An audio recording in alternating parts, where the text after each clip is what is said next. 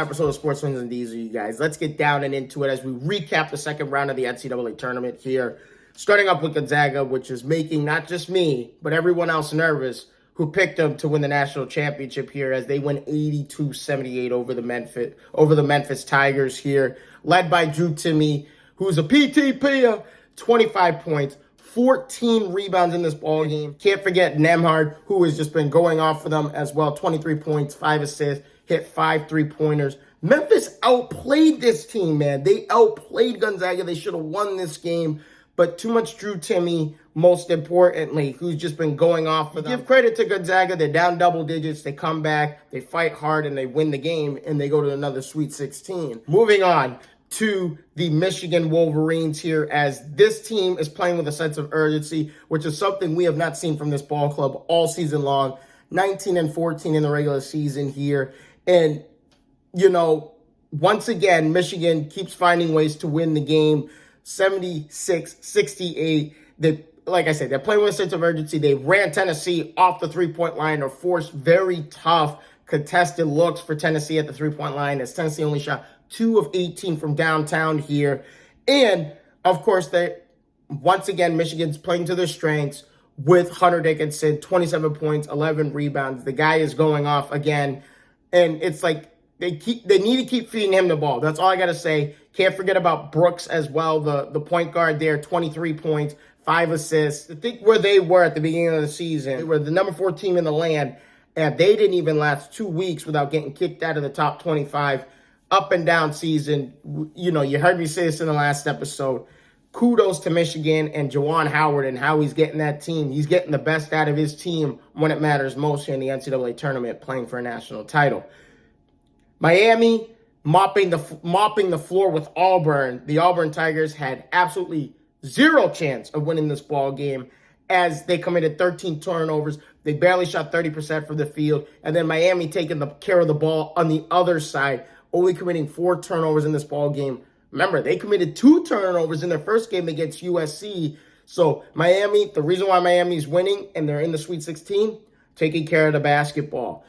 And I'm not saying they're not shooting the ball well. They're shooting the ball well as well, but they are taking care of the basketball. They're limiting their turnovers, which is preventing teams to get out in transition and score on them in transition. And that's the reason why Miami's in the Sweet 16.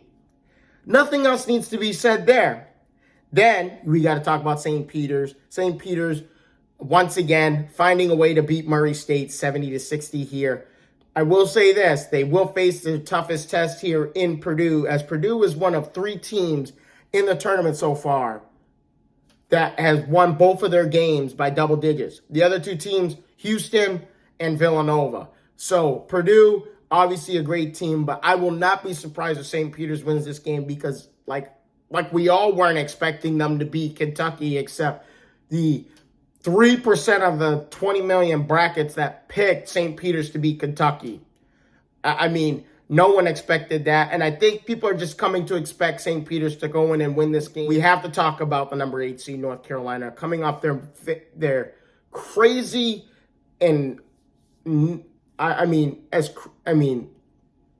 coming off one of their most wild wins of the season over number 1 Baylor, 93-86 in overtime here.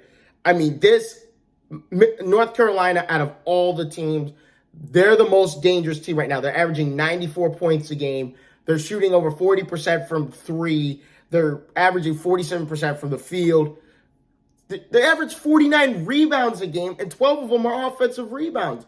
They're clearly out-rebounding their opponent on both sides of the basketball. They're shooting an average of 27 free throw attempts, so they're driving to the rim. They're getting fouls. They're hitting those free throws at a 76% clip. 25 assists a game. The only thing that makes me nervous about this North Carolina team is the turnover battle. They had 21 turnovers in their first game, in their blowout victory. But with that being said, they took care of the basketball against Baylor here, only committing 10 turnovers against Baylor, and that showed. But what a wild game that was. They're up 25. The inadvertent elbow that goes for a flagrant 2, which I still think the refs blew that call. It should have been a flagrant 1, technical foul, keep him in the ball game, because at that moment in time, The dude was lighting it up. He had hit 3 straight threes against Baylor to bring it up to a 25-point lead. Baylor had no shot. No sooner they eject the kid, the game turned around. Baylor goes on a 10-0 run, and here comes the comeback. Goes into overtime, and then North Carolina finishes it off. But North Carolina, the most dangerous team in the tournament. I will not be surprised this team gets to the Final Four. Like literally, I won't be surprised if this team gets to the Final Four. Or even so, with that being said, thank you guys so much again for your time. If you guys have not already and you guys love the content you're seeing, please leave a like and subscribe to the channel if you have not done that. I'll see all your faces in the next one. Deuces.